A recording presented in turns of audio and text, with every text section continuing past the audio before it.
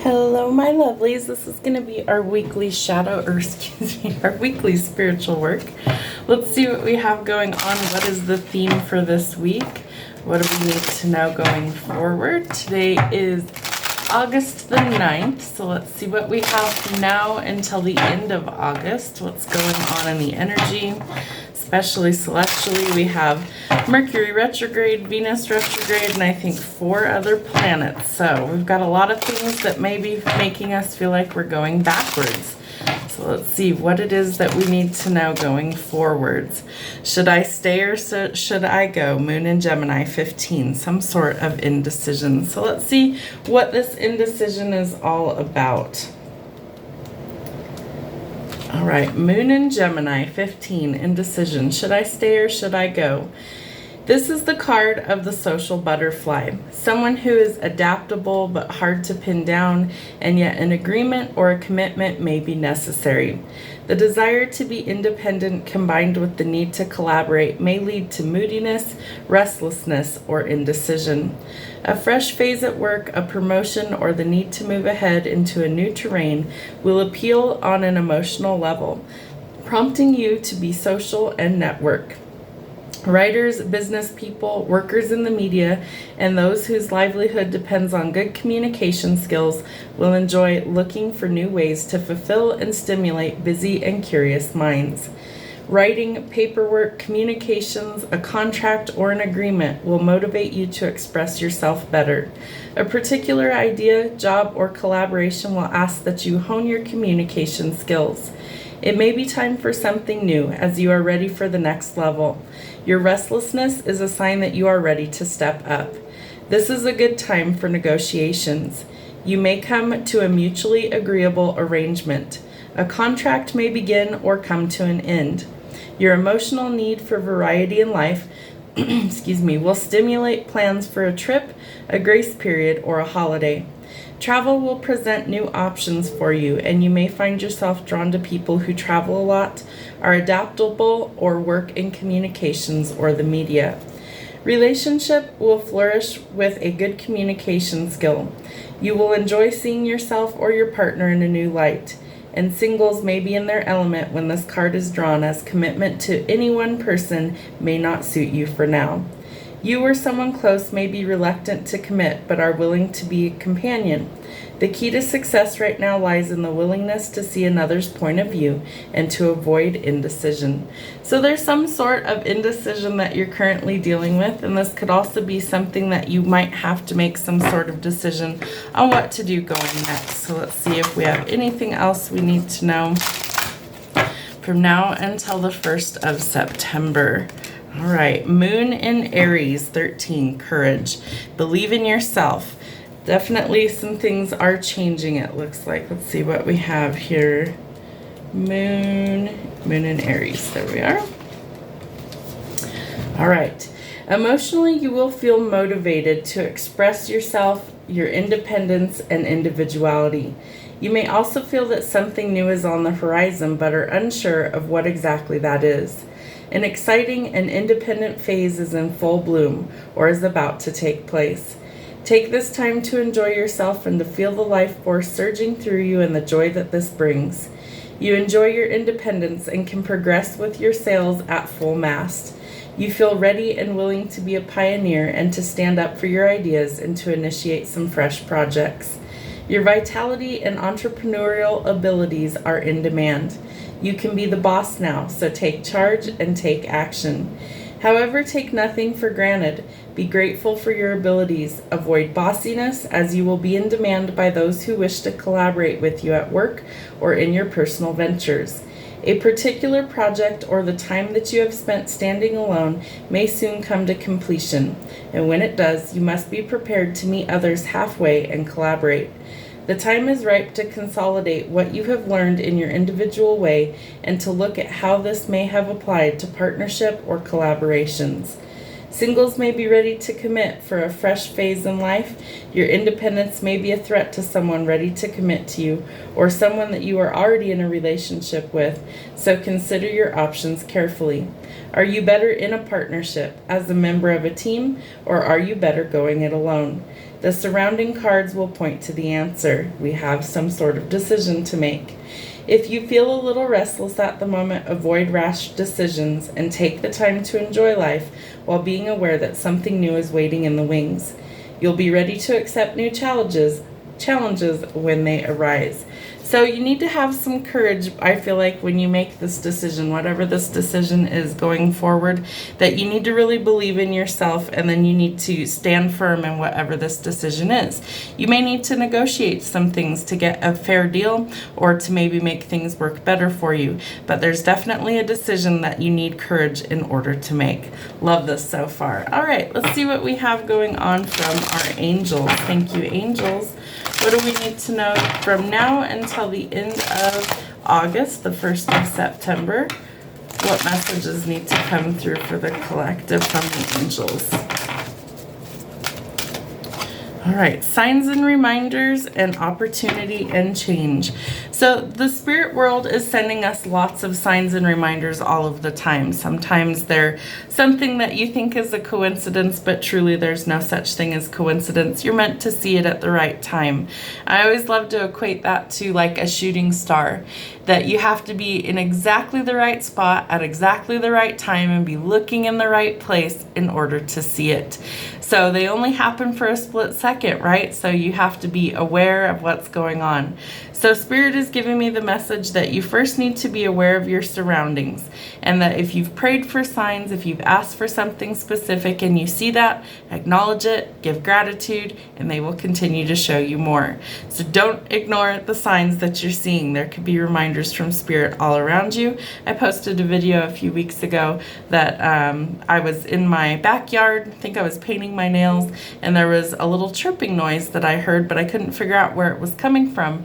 And as I glanced over to one of my flower beds, there was a tiny little hummingbird that was making the chirping noises, and it was in the flower bed of the flowers that I had planted. The last gift that my mom had given me was some flower bulbs that I planted, and this little hummingbird was in there.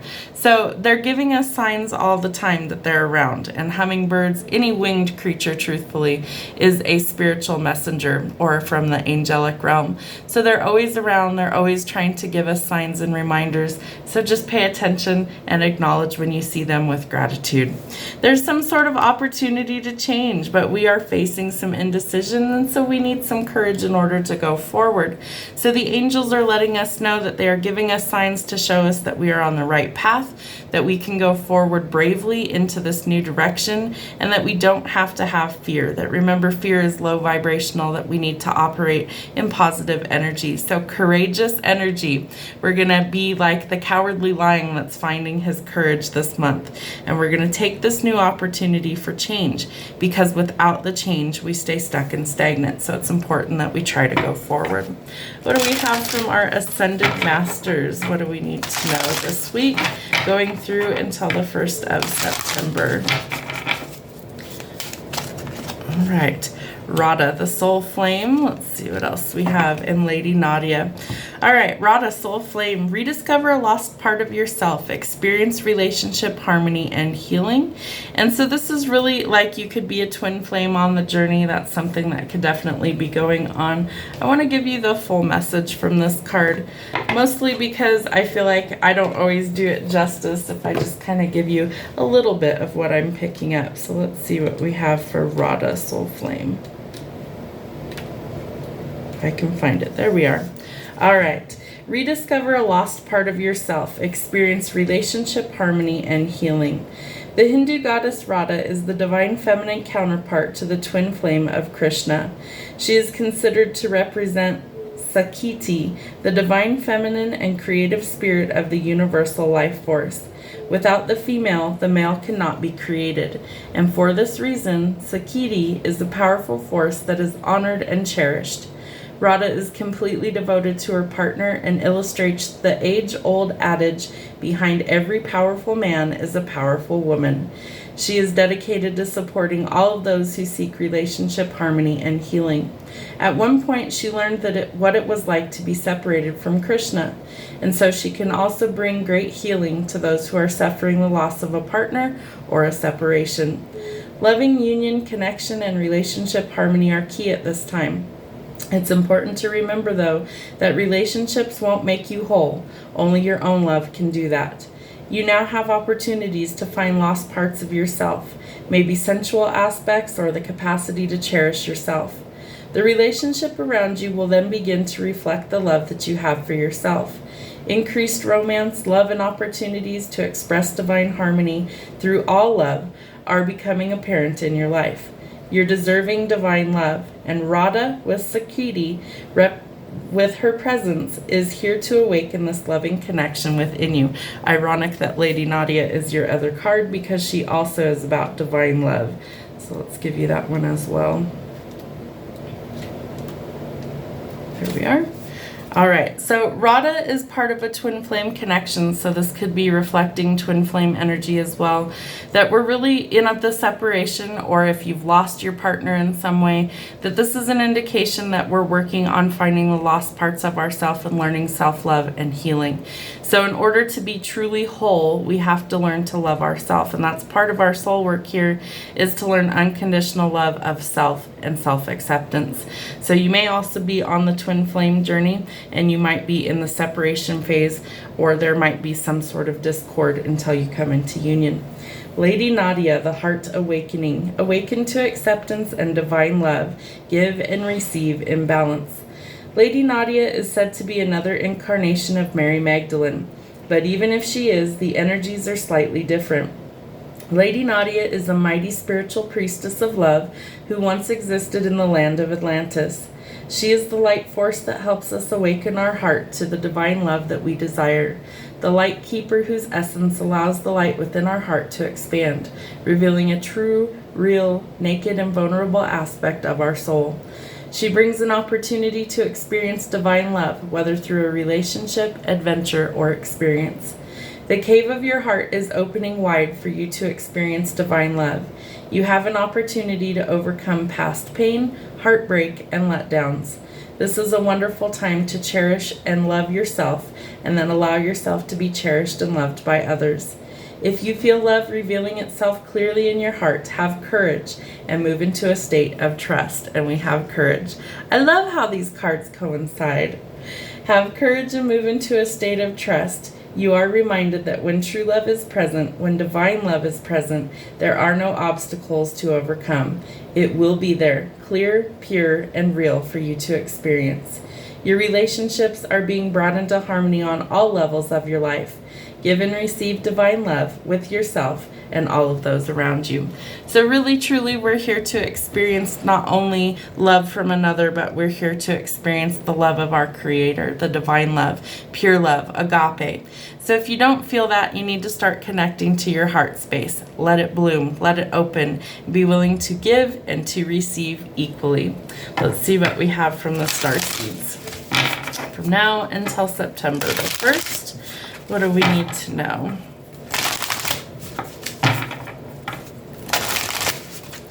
All right.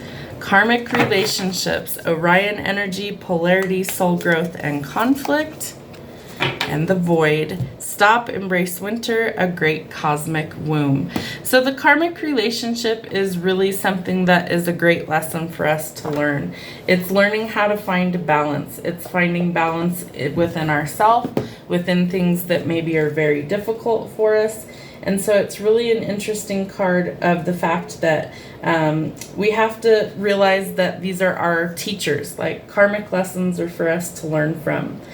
One constellation, Orion, is thought by many to have been a place of great polarity and eventual unity.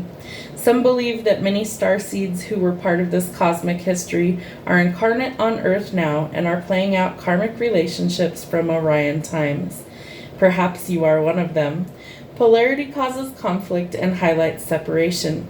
However, because of this, conflict can also result in unity and growth. Too many misunderstandings are caused when we don't open our heart and our mind and see things from a different point of view. When we go into reactive second-guessing mode instead of gathering the courage to open our heart, we should admit that we may have reacted because of our own woundings and then find some mutual ground. We're all innocent children looking to be seen, understood, and cherished. It's much harder to grow closer through conflict than it is to grow further apart. And yet, that's the invitation of conflict. It's easy to react and take things personally. It's more challenging to see the innocence of all involved and to find a way to grow closer through the conflict. It's through relationships that we grow the most. How can you soften your heart and drop your defenses enough to see things from a different point of view? How can you see the innocence of all involved? And how can you learn to see the similarities rather than the differences? Which relationships do you find the most challenging? How can you see things from a different perspective? And how are you being called to allow growth through the conflict? So again, a karmic partnership will teach us life's hardest lessons, and they're meant to show us how to grow. They're meant to show us what we're truly made of. They're meant to show us how to compromise, how to show empathy for another person. So very important lessons are unfolding if you are in a karmic partnership. And you may feel like you can't leave this at times, although you may feel like you want to leave it at times. So that can also be another challenge, that maybe you really feel like you want to be with somebody else, or you just want to be alone. But remember that through the conflict, we are learning how to actually overcome these things, and it's part of our growth and development. The void. Stop. Embrace winter, the great cosmic womb. Everything and nothing exists in the void. It's where all life begins and ends. It's the winter and the womb, the fertile darkness where all things originate and all seeds grow. Comforting and intimidating, freeing and daunting. It can feel both overwhelmingly small and huge. The void is where faith lives. The message of the void is to surrender to the unknown, to allow the fertile darkness of nothingness to nourish the new seeds growing within you. Regardless of whether you know what they'll one day become, you're going to be called to surrender to the mystery of what's next, to rest, and to allow the winter of your life to do the work for you, to hand over your control and to trust that just because you can't see what's happening beneath the surface, it doesn't mean that things aren't working. The greatest weavings happen when we find a way to surrender and trust what our life is being knitted for us. Right beneath the surface, in ways known and unknowable, now is the time to cultivate faith and to allow deep, deep rest. The void often surfaces at the end of a chapter or a life phase, when we're called to let go of that void that we know and identify with. When you're in the void, it can feel scary and as if you should be doing something. However, when this card appears, it's a sure sign that most productive thing to do is to relinquish control and surrender to the changing mystery of your life. How are you being called to surrender to the unknown mystery of your life? So this card always makes me think of a little seed being planted in the darkness. So if you look here in the center, and it is difficult to see, there's a tiny little speck, looks like stars, and maybe this is like part of the galaxy type stuff. But I do feel like this looks like the little seed of creation. And so when we think of like gardening, for instance, and this is always a great analogy that I like to use, when we plant a seed in the dark earth and we cover it over, we water it, and we know that nature's going to take its course and it will find its way to the sunlight. So you will find your way to the light through the darkness. But sometimes that takes some time to just stop and rest and know that you have to surrender to a bigger purpose and that things will work exactly how they're supposed to. Let's see what we have from the animal messengers. What do we need to know from now until the 1st of September? All right, the panda and the badger. Okay, so Panda, enjoy the sanctuary of solitude to regain self-esteem and tranquility. So again, this is a card of finding your inner sanctuary, your peace, where you can rest, where you can recover, some sort of solitude. And then by doing so, you let go of ego, you let go of the chatter, you let go of crazy chaos that might be surrounding you, and you just start to enjoy the peace. And so you will find some sort of self-esteem and tranquility in finding some peace. I also suggest meditation. It's definitely something that's helped me along my journey.